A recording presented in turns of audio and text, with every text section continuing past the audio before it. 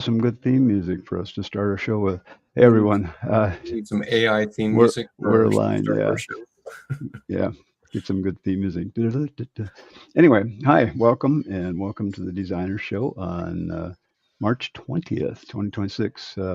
Renee and John, how you doing? Doing good. Doing good. Cool. Renee, where are you? I'm in my office. Oh, okay. We don't normally see you sitting in front of a window. So, Yeah, I usually have the shades drawn. got it. I'm suffering the glare right now because I it's was gonna nice say it outside. looks like a nice day. Yeah. And cool. John, I see you in the woods again, but not really. Yep. I'm sitting in a So cool. McDonald's parking Uh lot in oh, Melbourne. with lousy internet because you're breaking up Is it? a little bit. Oh, bummer. I'll be quiet. Yeah. Well, that or just I'll be quiet. yeah, or turn your video off, and that'll save some. I don't know if you can do that. Can you still talk and have the video off? I don't Yeah, know. you can. Anyway, Rick Russell, thanks for becoming a member. yes, we got coming in there. Mike, of course. How you doing, Mike? We got one IGSWE, Kenny Crocker, MB Design, Cassidy. Hey, Cassidy, Richard, Marnie.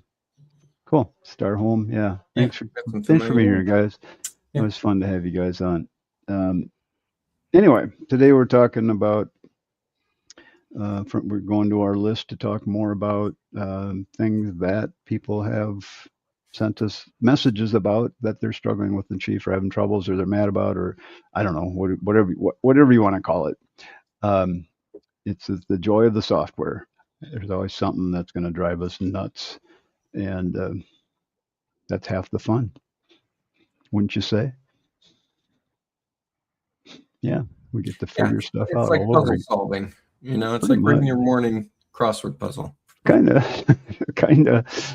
Um, I was just I was talking to someone yesterday, and about how I don't get too upset about things. It's just like I was like a remodeling contractor for so long that you just learn how to problem solve and don't get too upset about anything because if you do, you're going to be upset all day because things always go wrong in the remodeling world.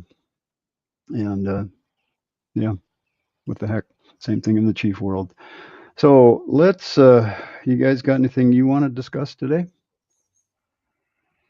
I thought we were just gonna drive Keep down through this dang list. keep driving down through it. All right, Yeah. we'll do that in here in just a second. Um, first Dan's of got a all, list of. Explain what that is. Dan's got a list of stuff. Who's this coming from? People that are in your pro academy? no, it's gone out in the email. It's not from the Pro Academy. It's an email that went out, and people filled in I think it was a one question form uh, where you could write a comment in, and it sends us the comment about here's from the form. Here's the original response. And I ran it through chat to kind of separate it out so I wouldn't have to read long paragraphs. It broke it down into individual questions for me. And so we've gotten a lot of responses of things that people are just want some help with. So pretty cool. And we've been going through this the last two shows, and we're not making much progress because we get going on something, and I don't know if you want to call it a rabbit trail or whatever, but we just end up talking about all sorts of other things. There's just so many different things we can talk about in the software. But before I go there, speaking of the Pro Academy, um, you guys should check it out. We've been having so much fun in the Pro Academy. We just had another live call this Wednesday, 4 sessions throughout the day, and we covered a lot of content, a lot of different uh, things people needed help with. Uh, I tell you, I learned a ton just being there. Uh, people make comments and we go figure things out, and it's really been awesome. So it's fun to be there. And as I mentioned last time, let me go log into it. We've gotten I've gotten the ability now to be able to do time coding and chapters in my videos, which is amazing. So what that does is it gives me the ability to go into our videos when we do our live sessions, like in March. So here's one of the sessions. When you click on it, you'll get in there and you'll see here's the things we talked about, and here's where it is in the video. You just click on the time code. But even better than that, you can be watching the video and you'll see the chapters listed along the bottom, and there's a pop-up for the chapters. So you can kind of just jump right to something that we're talking about, and you're right there. So it's really cool. It's easy to get around. It's easy to find what you're looking for. And I've also been creating an index. So when we go here, from all of our live shows, here's here's things we cover each week. So each session. So again, twice a month, we're doing 8 different sessions. That ends up being about, well, we go about an hour and a half per session, give or take. So, but it's really been great conversation, and we're just covering so many different things in the program. John, you did a thing last time called workflows, which I think is a great idea, and we'll do more of that, where people would just get on and talk about how they use Chief Architect and what's their workflow and things that they're doing. That's brilliant. So we're going to keep doing that kind of stuff. Plus, there's all sorts of other things in here. So there's on-demand recorded classes. We've got some other things coming up with tidbits. I got templates. We're just keep adding to it, and it's a lot of fun. And Pro Academy is $645 a year, or $195 one-time payment, and then $65 a month. You can cancel anytime. There's no long-term commitment on that. So check it out. And we're also got a couple live classes coming up in Bloomington, Minnesota here, where we've been doing them before, middle of April. We got a 4-day class coming up, 2-day beginner, 2-day intermediate, or all 4 days. And about 2/3 of the people take all 4 days, because we just kind of take and we continue that class and that train of thought. And it is a lot of fun. And then we're also going to be in Rockville, Maryland in May. And I'm actually looking for a location in probably Denver right now in June, maybe. Don't hold me to that, but that's kind of what I'm looking for. So if anybody's in Denver and you have a nice location like a hotel or something like that, close to the airport, let me know. I'd love to talk to you. Anyway, so that's my little commercial today. So again, thanks for being here. And by the way, don't forget that we do post these recordings in the blog here. So you can always come back and watch the recordings at any time. So no charge. Anyway, thanks for being here. So I want to start out with a quick question for you, John and Renee. What's your favorite keystroke in Chief Architect? One I made. Which one? Here, let me. Yeah, go ahead. Share your screen. Yeah, there we go. That's my screen. All right.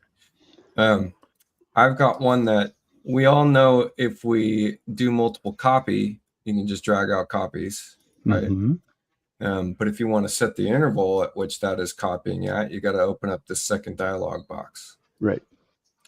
So on my space mouse, I have a radial menu, and when I swipe up to that multiple copy, it drills through multiple copy and then pauses and does multiple copy interval. So the drag over the icon invokes a second keystroke. Yeah. And cool. So if the interval is what I already wanted it at, I just hit enter. So I mean, you'll just see very quickly, I'm just going to hit enter as soon as that comes up, and I'm just dragging out copies. Nice. But if the interval is wrong, here's my chance to go change it out. Change it up. And then a great trick for this too, by the way, is I'm dragging out 4 copies. I know that this base cabinet is 24 inches. So if I drag this out and just hit tab and hit 24 times 4, I know I got 4 copies. Bam, lined up. Tab key. That's one of my favorites. This is one of my favorites for sure. That's a good one. Well done. You've done such a great job with your radial menus on your space mouse. Yeah, I haven't been using them because they were confusing people in my YouTube channel, to the point where Chief called me up and said, "What the heck are these menus?" Chief called you? Yeah, they call me up like, what are these coming from? How are you doing this? People keep calling us and asking where to find that. Oh man. Oops. Yeah. Can you show your space mouse what that looks like? So people on the call can see it. I got the small one, and then I've got this. Oh, you guy. do have the bigger one too. That's This is one the John wireless has. Pro, and you have the Okay. Enterprise, right? Yeah, I got one with all buttons and a screen on it and everything, of which I use nothing of it. But I do use the space mouse part. So um, I don't use the radial menus at all because I don't want to get a call from chief architect. Yeah, right. That's cool. All right, thanks, John. What's your favorite? Probably the E key for edit object. Open the dialogue. Yeah. Yep. When Not having to go there all the time. Yep. So when you let's see, where's my screen? Dan screen. Yours, yeah. So when you're so what John is mentioning is when you click on something like this and you go down to the open dialog button down here, the default keystroke is Control E.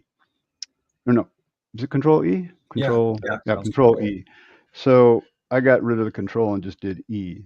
So whenever I want to open the dialog, I just hit E and it opens the dialog. So it saves a ton of keystrokes, mouse dragging. I still get on training calls and I'm hitting E and it's not doing what I want it to do. Like, oh, that's right. Yeah, I understand. Yeah, it's that would be one of my favorites too. When I do a class, that's if no one learns any other keystroke, they have to learn that one before they leave. So, because that one will save you 10 minutes a day of moving your mouse down to that little open door icon. Yeah. In fact, I get to a point now when I see someone doing that, I just want to get my ruler and slap their hand. If we're in person, don't do that because you're wasting time. Anyway, I don't have any setup right now, but I really do like the stacked macros like Renee was showing too. And when I was using them, I would use copy point to point, copy reflect about, copy paste hold position, copy, and those were all stacked, so you could just swipe out one time and you're ready to do what you need to do. Yeah, right. all of these different options down here. Not that one. I do copy paste reflect about like 100 times a day at least. So. I do too. I do it a ton. So that's the keystroke I was going to say is one of my favorites, that keystroke combination. So I've got Control C, RA, Control C, RA, and there's my copy. Control C makes the copy, RA does a reflect about. And I use that, like Renee said, 100 times a day when I'm working on a plan. So I use it a ton. So you never draw more than anything once. Control C, RA, reflect about that door. There's my reflected copy. So that's one of my favorites. You know what? I'm gonna change mine. I have another favorite. Oh, come on. I have the G604 mouse, and it's got 6 buttons on the side, and my thumb sits on one of those buttons, and that is the enter key for me. Yeah. And will you just show the preferences menu here? Your preferences, and in the text panel, that text specification enter key by default it's set to create a new line. I have mine unchecked. That means I have to hit Control and Enter to create a new line. Right. But what it does is it makes it so that when I hit Enter, it closes a dialog box. Right. So now you have, when you want to create a new line, you hit Control Enter here to start a new line. Yeah. Control Enter, because most of the time a lot of times you're just doing one string of text anyway. So and then if you just hit Enter, you would have hit OK, right? So so now I just hit Enter on my keyboard and it goes away. So there's one use for it. Yeah. Right. That can now save you some time. Get out of this dialog box and drag your text box over, and as you're dragging, hit Enter. It's the same thing as Tab. Oh, okay. So that button ends up doing dual duty for me. Cool. Oh yeah. Yeah, I could see that. I knew that, but I totally forgot about that. The Enter key does the same as the Tab key when you're dragging for a dimension. And it even It even does the same thing as tab, just in tabbing through selections. The enter key does. Yep, exact same function. So, oh yeah. So that's, so when you're trying to get to something, enter. Does the tab key do that too? Yeah. Oh, it does. Yeah, I didn't know that. and they broke that function in X14, and I called them up and I go, "You need to give me that back right away." And they go, "That enter key doesn't do that." And I go, "The heck it doesn't. Go check your previous version." They learned something new. I learned something new too. I didn't know the enter key did that. Cool. That's why we do these things. We learn from each other. All right. Let's go look at our list. And I had a few things on this list that I wanted to talk about. And there was a few things too. Some people, there's some things I just don't quite know what they're asking. Let me go find, I'm on the wrong list here. Where am I? Get to the right list because I moved it up here. Here it is. I'd highlighted a few. Getting joists and trusses to run a different direction in an L-shaped house is difficult when the common wall should divide the structure into two framing sections. So that's one of those things where if you've got a project and you've got an L-shaped house and you want to do the framing on it, so I'll need to put a foundation in here. So let me go do that real quick. Build the foundation, click OK, click OK, and I'll switch to my framing plan and we'll add some framing.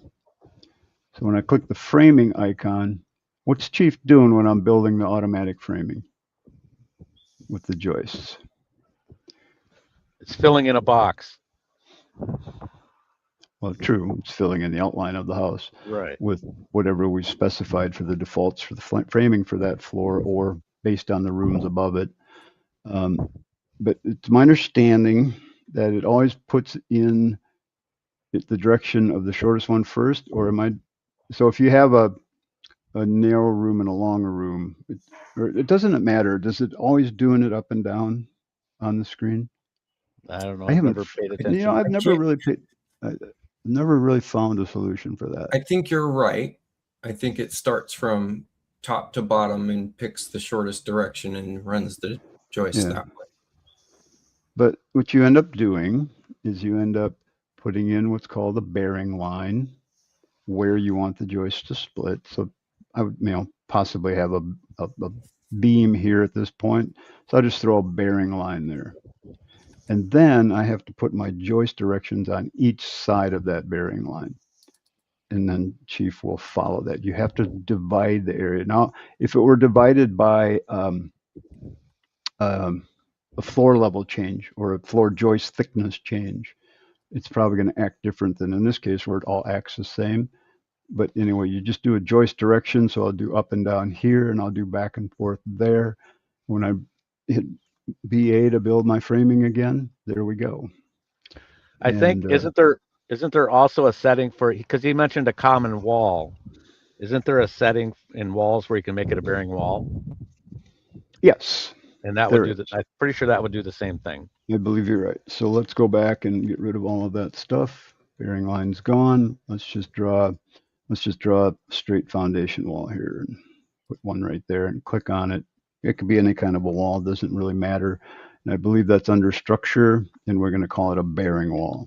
We're going to do this right here, and we're going to create a footing below it because it's a bearing wall. Okay, so any wall can become a bearing wall. And then now when I build my joists again, I'm just going to hit BA because I've got a keystroke set up to build all framing, BA. And so there, it split it, but it all went the same direction. But it did split it above that wall. Do you guys remember where? You lost your direction on the L shape there. You don't have a direction anymore. I took all my arrows off, so I went back to nothing. Do you guys know where to set the fill color for the framing? I was looking for that yesterday. It's a default somewhere. If you think of it, tell me. I can't remember where they put it.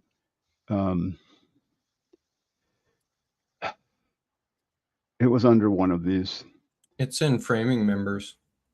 Framing members? Yeah, default settings, The framing second one. members.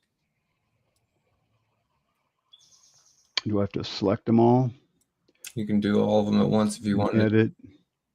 There it is. Thank you. I knew it was there somewhere. I was looking for that. And I like, when I do my framing, I've always liked it like this. And again, that's just my preference. Of course, it didn't do it, did it? Why did it not do it? You can rebuild your framing. I did. Oh. Oh, there it did it. Okay. So it did it that time. I had to, nothing was changing because the framing hadn't changed. But see how I put that white fill, so now I can tell the joists are sitting on top of something. So if I draw a beam underneath, I can tell the beam is below something. So if I put in a floor ceiling beam, it goes below the joists. So that's just a setting. I had that set up in my template, and then they changed where it was, and I couldn't find it again. So thank you, Renee. All right, so joist direction again. We would go back to our joist direction tool under this. Joist direction, I'd go this way and this way on either side of that bearing. What's this doing here? Well, let's rebuild the framing. Build all. Oh, interesting. So I still need a bearing line. Put Why the did it bearing do wall that? on the first floor. Put the bearing wall on the first floor and see what happens. Why did it do that? Do I have something drawn here? Oh, I have a beam drawn there. Aha. So you want a bearing wall on the first floor. Yeah, put the wall on the first floor and make it bearing. Make this wall bearing. Because that floor system is taking its information from the first floor, not from the All right. foundation. Let's see if it does it right now. No. Still didn't do it? Still needs to, no, didn't do anything. Kept them all, because I only got one Can you thing put a in there. second direction in there? Or is Yeah. it going to give you that error again? Yeah, you just put it on. I had drawn a beam there. And the beam, the joist direction was giving me an error because the joists were running the other way. Once I rebuilt them, they were fine. Okay. So there we go. So now it's splitting it at the bearing wall, puts a beam there, a header there, and a rim there, and we're good to go. So there's 2 or 3 ways to get the joist to go to the right direction. Yep.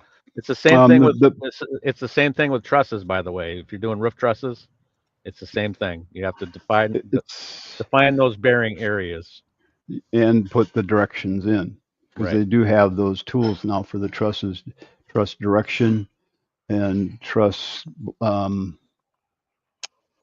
Which one is it? Girder truss line. You use girder truss line between where you switch directions, and that works fine too. So I have noticed that too. When I just go in and frame a house, you would think it would follow the way the roof slopes are, but it doesn't. It just kind of all the same direction. Right. Like, okay, there you go. Cool. All right. So that one wasn't too difficult. Oh, and the other thing to be aware of too that I noticed that we were talking about Wednesday, John, was we can now buy room or rooms. If you have a bunch of rooms, you can group select them, go into those rooms, and you can specify under the where was that again? The structure tab under floor structure. We edit that, and we can now set the framing to be different sizes. This is actually kind of a big deal, that I can set the joist to different size in this area versus another area. Now I don't have to go redraw them all. So if I want 3.5-inch trusses here and just 2.5 inches on I joist, this would be I joist. Actually, let's put it in trusses. Let's go edit that and let's make them framing trusses. And trusses are going to pick up the sizing from the truss defaults, not the framing defaults. But if I wanted the wider I joists, the 3.5-inch I joist, because I've got to use the biggest ones they have. Now, when I reframe my plan, I should get wider joists. Oh, I have to do that up here. I am on the first floor. Why didn't it do it? Because I'm looking at the attic. But now I have 3.5 inch and 2.5 inch joists. I could make those 1.5 if I wanted to. So that's really kind of a big deal as far as making it a lot easier. Because before, what I had to do is I'd have all, one size trusses everywhere, and I would have to go in here, delete this, and then I would have to do my multiple copy and pull that down and trim and extend, and so it just saved a bunch of work. By the way, my keystroke for multiple copy, MC. I don't have a mouse. I don't do the radials like Renee. And to open up the number dialog, I go MCN. So I go MC. I have to highlight something.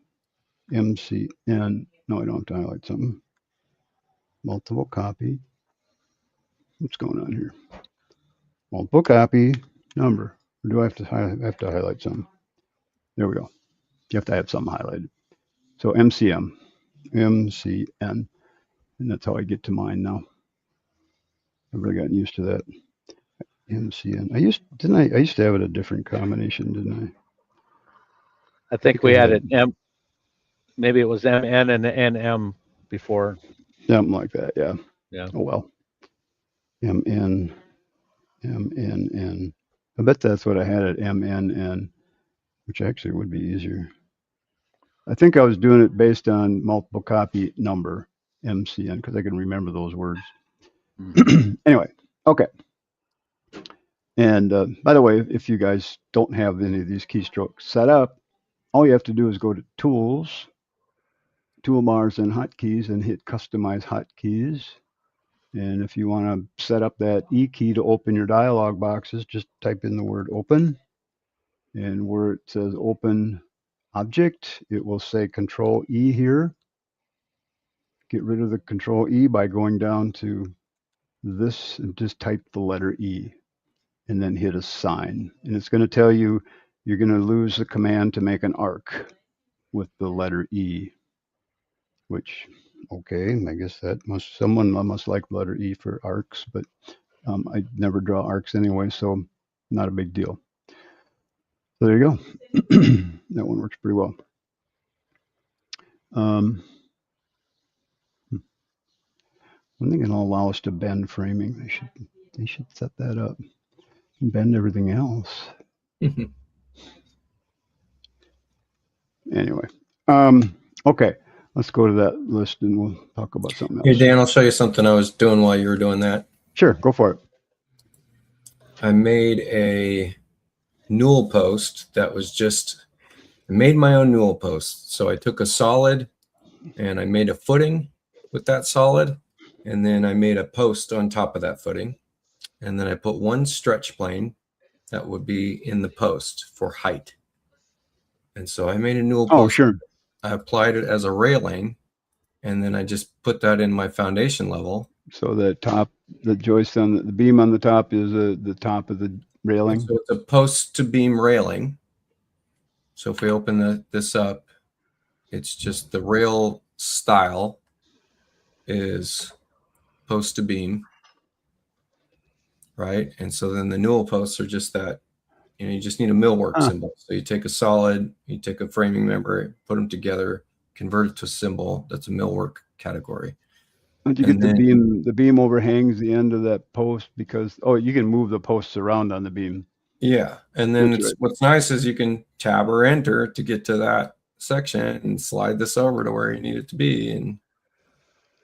And that'll save it here as well. I mean, nice. Yeah. So you can add and remove those. It's a really simple, right. You can add to it just by selecting it because it's a railing. We get to just hit the move newels tool and then the plus newels tool and add a new. Brilliant. Yeah. And if you set the footing depth to like 12 inches and set the bottom of the post newel offset at -12, it would put it at the soil level too, right? Yeah. Yes. It put the footings at the same height all the way around. Yeah. And like you said, because it's railings, we have horizontal offsets, or in the newels, we have that bottom offset. So, you could go -36 and drive that down. Yeah. Yeah. Nice. Exactly. So now you click on it, add it to your library. And anytime you need that bad boy, boom, grab it and draw with it. Yeah. And you're adding it to the library as a rail, not as a specific newel post, right? Yeah. So that would just be my railing post footing tool. And then to spread them out, you just tell it you want your newels to be no closer than 10 feet or 16 feet or whatever you want them to be. And yeah, or you can move them manually. Yeah. I like it. That's a really great idea, Renee. Yeah. If you don't want to make it, that'll be in my pro plan for X18. There you go. Yeah. Shameless By the plug. way, yeah. All right, I'm gonna put you back on there, Dan. X18. Let's see. Confusing. By the way, you could do the same thing with decks too. You could do Yeah. the same thing with a deck. Yeah. Do the same thing. What? Put Use the that same posts tool. in where you want them. Yeah. Oh yeah, yeah. Let's go. Is it confusing? It's confusing when to use porch, patio, or balcony. You guys want to comment on that? Porch, Mostly patio, or has to do with balcony? mostly has to do with whether or not it's got a roof over it and what kind of floor structure it's got. Which one you're going to pick. So if I were to go here and draw a railing out here, and I just chose the interior railing, so that's going to have, because that's drawn with a 2x4 wall with sheetrock on both sides, it's going to put sheetrock over the edge of that. Okay, so you could change that to something else, or just get rid of it all. Just use a wall with just the frame wall or something like that. Don't have anything on it. But the difference in the room, and that's really, if we look at the room definitions. So if we go to the rooms, the room names in chief do things to a certain extent. If you use bedroom as a room name, I believe it when you do a plan check, it'll look for egress windows. You can change the flooring material. So here's the things we can change in a room. Okay, so we got bedroom here. If I go hit define, here's the list of room names that I've created. So you can edit and copy and create unlimited room names that you can have on this list. So if I go edit this room name, here are the things I can change for that particular room name type. So the room name is bedroom, but I could change the name here. This is bedroom number 1 or number 6 or whatever number you want. But what kind of room is it? Now, if I've been using Chief since version 1, so I remember when these were the only room names we had back then. And if you wanted to change a room name, you had to put white filled text box over the top of the room name. Okay. But the concept was back then that certain kinds of rooms do things. Like a deck is going to put deck framing, deck boards on it. A garage is going to have a concrete floor. A kitchen is going to have different flooring than the living room, possibly. So you could set those up to be different. Plus, when you do a plan check, it's going to look for the spacing on the outlets above the counters and things like that. So some of these room names had specific purposes in what they did. So that's what those were. You can also change the structure, what kind of floor system, what kind of ceiling system. So a porch might have a floor system that's framed with a floor over it, and it could be a 4-season porch, just like any other kind of a room. It's a finished room. Whereas a room called a balcony might have, well, kind of the same thing. It's going to have a floor system, but maybe a different kind of material on the floor that would be like a waterproof material or something like that. And by the way, anytime you have a deck drawn over a living space, any kind of a room that's marked as a living space, you're going to get an error message in Chief that says you can't put a deck over a living space because it'll leak into the living space. And that reminds me. That's not what it says. That's not what it says. What it means. It says it may not frame properly. Yeah, right. You can put it there, but it may not frame properly. You can put it there, and you're always going to get that error message. And the other thing that happens, and I was going to go back and figure that one out for the show, and I've totally forgot. I just remembered that now. We were trying to do a deck last show over a roof, and I forgot about that. Anywho, so The room name. So I have in my dialogue, I have different porch names. I have a porch concrete, porch wood decking. So if I'm doing a porch, like a screen porch, and it's going to have deck boards on it, I'm going to use the same settings as a deck, just a different room name. If I'm going to do a porch that's enclosed with a regular wood floor, I'll use that. If it's going to be a concrete floor, I'll use that. So it's just that they're set up a little bit differently. So they're both using the same function of the name. I just have the structure set up different, 4-inch concrete.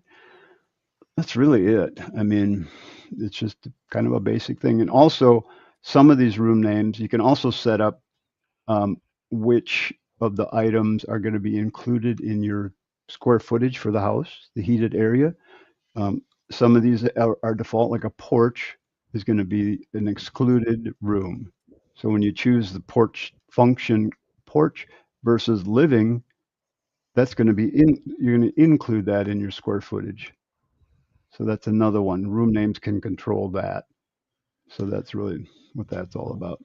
So if you were going to do a screen porch and your screen porches have a deck floor on them, you could go copy a deck room and turn the roof on, and you'd have your screen porch.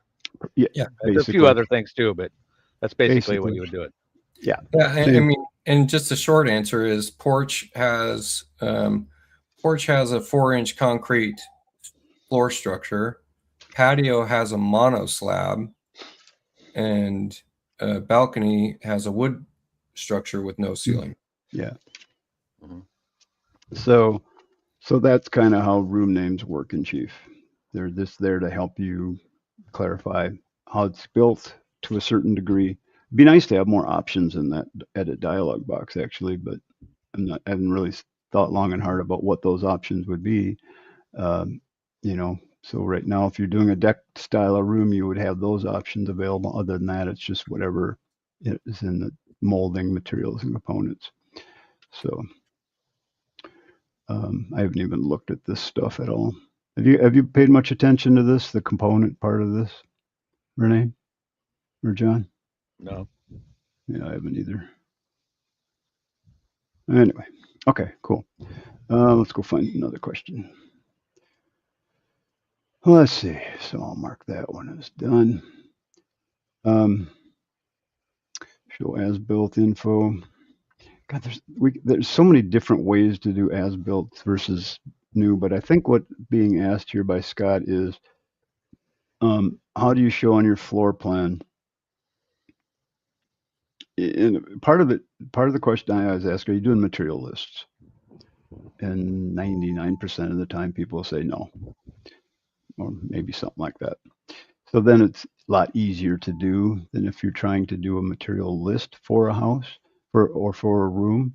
I mean, to do material list for part of a house, you can use we can use um, we can create a rectangular box over the area that we want to do a material list for. So let's say that I'm doing it for, um, this is all going to be an addition.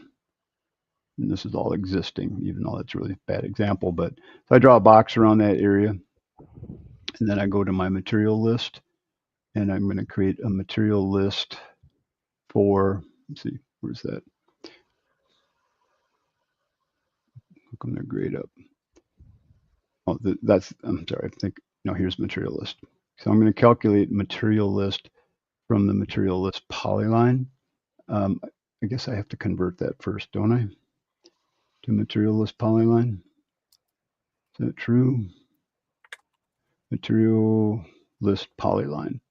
So I hit the little magic wand down here, that little bugger right there, and that allows me to convert what I've drawn into that. Okay, click OK, and then that'll be on that layer. And what categories do I want to have in that material list when I create it? I haven't been in this dialog for a long time. That's kind of nice, though. It's now they're giving me that option here versus a different menu that used to be. Click OK, and now when I want to do a material list, now I go back to this and calculate from that polyline I've drawn, and that will generate a list, right? It's not working. Calculate. Or is that for drawing the material list polyline? Calculate materials. Okay, that's for creating it. How do we do the material list for that? I haven't done this in so long. Calculate materials in polyline. Right down here under open dialog. What's that one? I'll select next edge. There's my material list for everything inside that polyline. Not much in there right though at this point, some framing. So that's how you can calculate part of a house. Then you could save this as a part 1, then you'd have a part 2, and you're going to get that material list. Yeah, so that could work. I suppose I wonder if you could go like this and kind of come like here, and so this is part of the material list too. So now I would assume you would get a material list for all of that. All right. I just, have either of you guys gotten into material lists? Anybody here do material lists?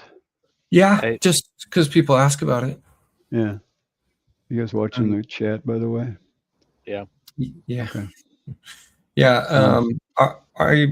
I've built some systems to do, calcs based on crew pricing, and that kind of matches RS means style of estimating as opposed to stick by stick. So, so macros work in material lists. That's pretty cool.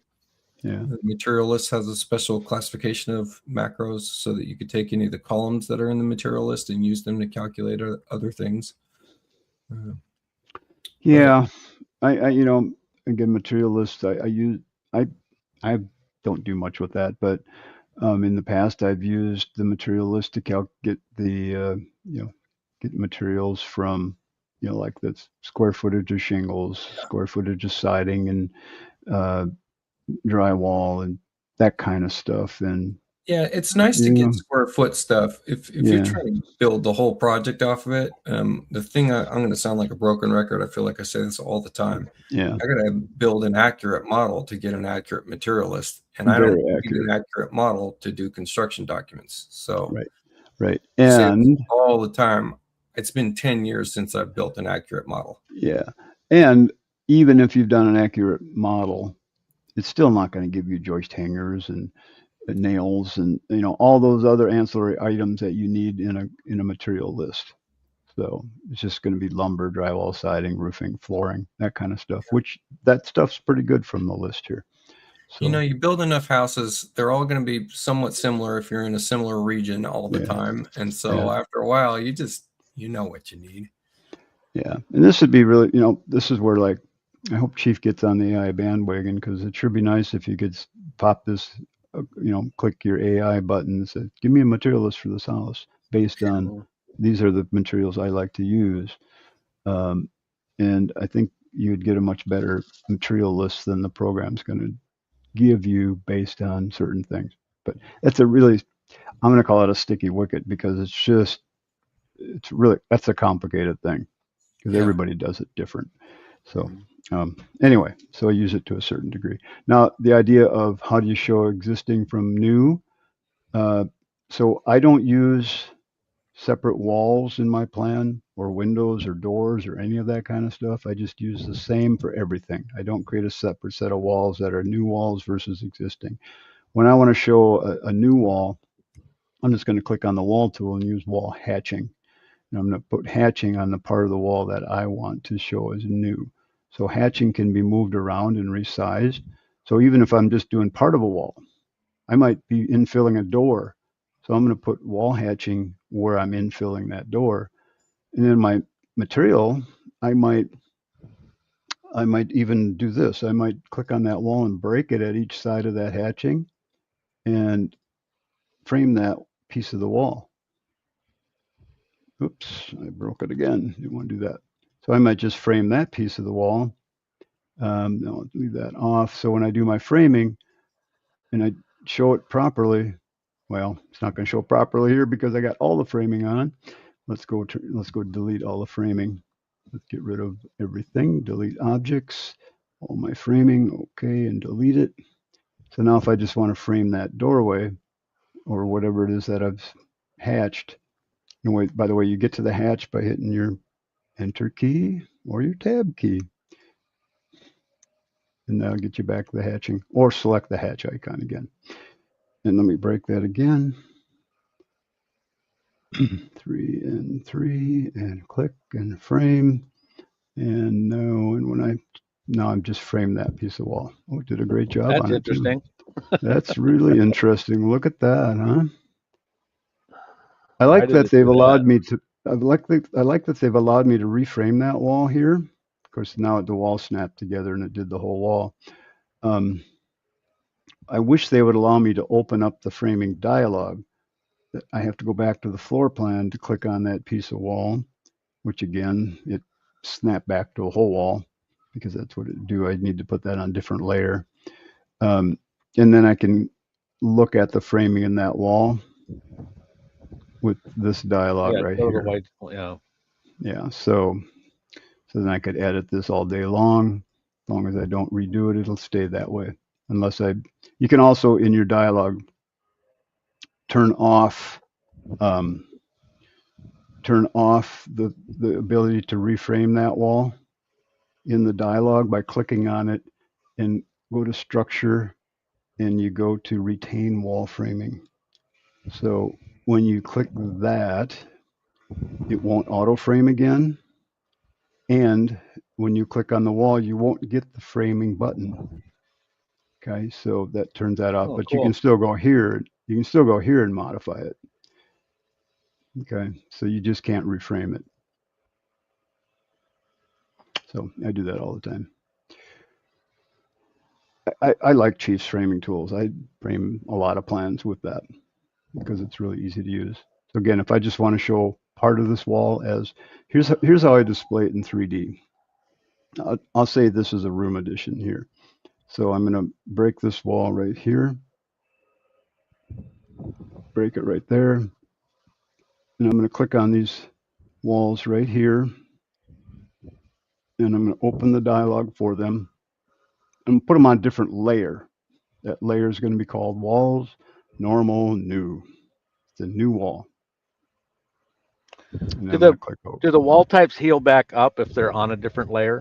No, it Okay. will So not. anything that changes the wall type will make it so it won't heal up. Correct. Okay. Plus, you could turn that setting off under the wall dialog defaults under general. Right. Merge auto merge collinear So walls. yeah, so it kind of depends on your workflow, Yeah, exactly. if you want to turn that off or not. Yeah, yep. So then what I do is let me go delete the framing again, and I'll go like that and delete it. All right. So then I would select just the walls. Well, then I would, of course, I'd put my hatch pattern on there. And hatch patterns can be set up by double clicking on the hatch pattern icon, and you can select different fill style if you want. If you want to use like an angled hatch or something like that, and then just click that on the walls. You can put that on there. Now I'm identifying two wall types. I can pull that back just a little to get it straight. I guess it wants to keep doing that. And if you want to group select that, highlight the wall hatch icon and hold your shift key down and group select it. Now I could change all the wall hatching at once to whatever I want. I'll make it nice blue wall hatching. Okay, so now it really shows up my floor plan. And the wall hatching in Chief is all on one layer, I believe. It's a separate layer. So if you do want to turn the wall hatching off, you can. And then I would click on these walls and I would frame them separately from the rest of the house by clicking the framing icon down here. And then when I bring up my 3D, I'm going to bring up my perspective floor overview, and I'm going to turn on, I have a layer set up called as built versus new. So this particular layer set will turn off the walls that I've said to be new, normal new, but it'll leave the framing turned on. So as built versus new, now I can see what's framed. I guess I goofed on something there. I must not have had it selected. But that gives you an idea on how you do it. I do the same with the rooms and the roof. Make the roofs new, They'll turn that layer off and turn it back on. I hope that was helpful. So Renee, with the new layer-based fill style that's supposed to be coming, will that be able to change the fill style on a wall if you change the layer that it's on? Yeah, but even better than that is you can have a solid fill in one saved plan view, one layer set, and then switch to a different saved plan view, different layer set, and then have that change to a hatch. So not only that, in but Dan, in this, the automatic detail in a cross-section view, then you could have a solid fill in your plan view and then change the cross-section view and have that auto detail to a hatch. sure. So I mean, there's So a bunch of cool things that can happen. the situation where Dan had that little section of wall that he put on walls normal new, that would automatically put a different fill color or hatch in that when he changed it to the new layer. Yep. That's going to be sweet. Oh yeah. That'll be Cool. sweet. I know, it's so funny. At the breakfast they announced that, and I was the only one in the room. I said "woo" really loud. Did you get up on the table and dance? And because everybody else was kind of like blank stares, like, so What good's that going to do? right. Uh-huh. I'm like, you don't understand, man. That's going to save me so much time. Cool. So yeah, I'm excited about that one. Yeah. Well, Hey again, Dan, can I tackle Richard? I always butcher absolutely, his name. yeah. Go ahead, go for it. Okay. There you go. What's the one he has is managing really large plans as a plan gets really large. And the reason I wanted to do it was because I've got it all set up already right now. Okay. This is the one where he's asking that the computer starts to bog down every time you do something. Yeah, computer starts to bog down. This plan I'm on right now, if you place a door, it's going to take a second and a half to place that door. Yeah. And that's just placing it, let alone resizing it. Erin said she was looking for you, and when you did the woohoo, she found you really easy. Yeah, right. There you go. So I got this massive project, and it's like every time you make any edit to this thing, it's just going to bog down. Yeah. And so the methods I use, one is if it's about fixtures and decor and stuff, and you're trying to do furnishings for a place, I have a trick for that separate from this. The trick for that is that you take anything, you build a schedule, and the schedule only includes one column called quantity. So a schedule with one column called quantity, and you put fixtures and furnishings in that schedule, and that allows you to select the column quantity and select all objects in that column, which would be all your fixtures, all your furnishings at once. Makes that really easy. Then put it in an architectural block and have your camera or your view not display architectural blocks. That's a real easy way to cut down on poly count on a plan really quickly. Another thing that slows down plans is vector lines. If you're doing any kind of custom patterns from texture in your textures, that can cripple a plan. So that's another thing. Mm-hmm. Now, I don't have either of those issues in this plan. This plan is just massive. That's all there is to it. So what I want to do is I want to redo this stupid turret over here has such complicated wall intersections that it keeps breaking, and there's nothing that just lets me know that it breaks. Yeah. And so suddenly my rooms had no definition, and I didn't know it, but I placed a bunch of doors in here, and all these doors are being put in as exterior doors, and I want them as interior doors. So I have to go redo all of these. And that would take a really long time because it takes so long to place a door in this plan. So what I could do instead is use the edit area tool. And I'm going to use the edit area tool that is just this floor only. So instead of edit area all floors, I'm going to just do edit area. And I can come in here and just grab kind of a clip of this. And I'm just going to copy paste this. So I'll hit the copy paste, and you can see how slow this is. You know, this plan is just crippled. So copy paste, bring it in here, and I want to very specifically paste hold. That's real important. It needs to be in the same exact position. So I'm going to paste hold this. I'm in a blank plan. So I just took a section of that other plan and I'm paste holding into a blank plan. And there we go. Now it's not going to match default floor elevation, all that stuff. That's okay, because all I'm trying to do is edit these doors. So now I can come in here and a lot more quickly come in here and edit my doors and get them into place and get them the way that I want. And when I'm done, I need a similar schedule. And I already have these built out in my toolbars. I have this little block of schedules. If I unblock these schedules, all this schedule is right here is, if I open this up, is it's just a schedule that includes only interior doors. And so it makes it really easy for me to click on the row item and find that in plan and be able to copy, paste, hold back to my massive plan. So I'm basically doing segmented work. This is also a way that, hey, if I wanted to, I could design this study on the fly.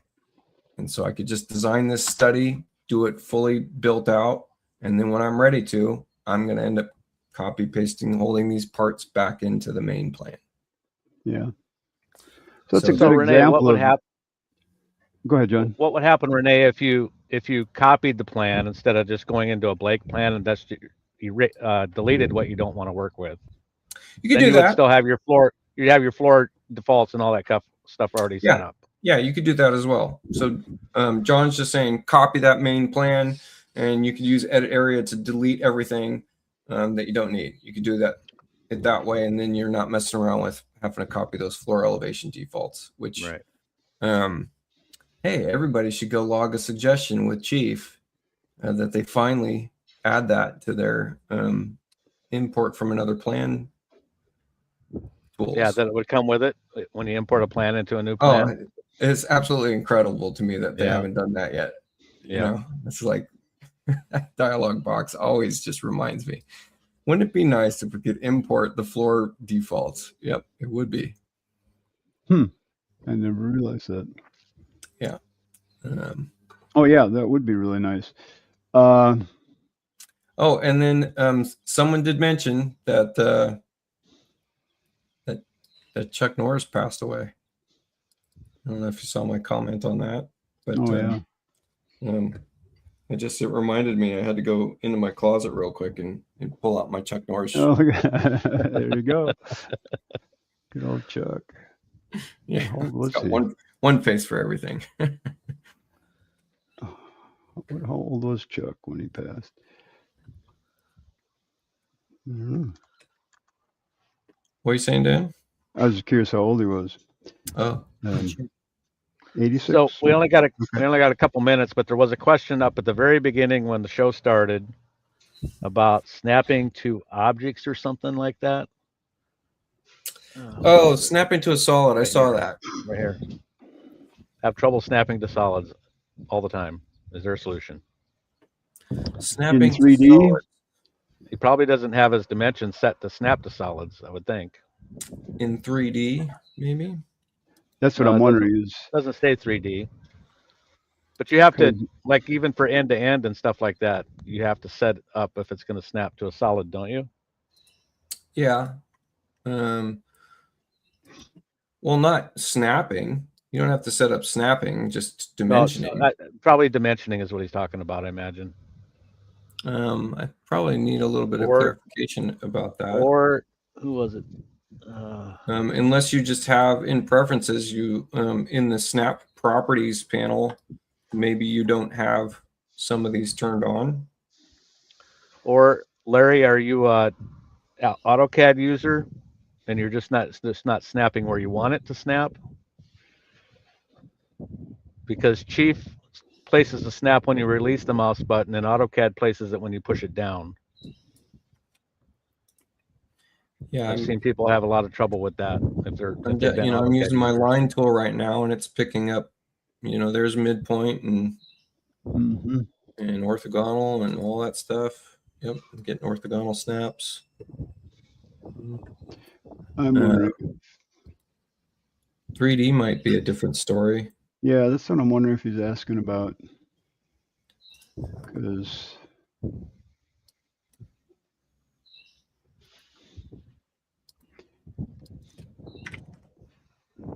don't know if he's even still here. He's not responding at all, so he might Okay. not be here anymore. Okay. Yeah. I was wondering a- if if you have a radius or something, you're not going to pick up. Let's see. I don't think you're going to. Oh no, it still picks up the downturned edge. Yeah. Yeah. All right. Anyway. Sometimes when I try to snap onto a solid in plan view, I have trouble snapping to it. In plan view. Oh, depending on, if what shape it is, and yeah, because it's going to act differently when you click on that object in plan view where it's curving down at the back. It's not going to select the whole piece. It's only going to select the part where you click on, but you are selecting the whole piece. You're still selecting that whole box. And I'll click on the left corner, left side. See how you're only selecting that arced end. So, but it's still the move snaps handle are is there. still in the center of the. Yeah. So make sure all your handle. snaps are turned on. That could be, if one of the snaps are turned off, it's going to be frustrating because you won't be able to snap certain things. So again, under edit, and what is it again? Edit. Preferences and then snap properties. Yeah. It's also under the pull down menu, edit, snap settings. You can look at them on the snap settings screen under edit, and you'll see they're checked in or they're not. And I guess you could also check if maybe you messed around with your snap distance, might have been a thing. Or objects in history. Yep. Yeah. Interesting. Cool. All right. Cool.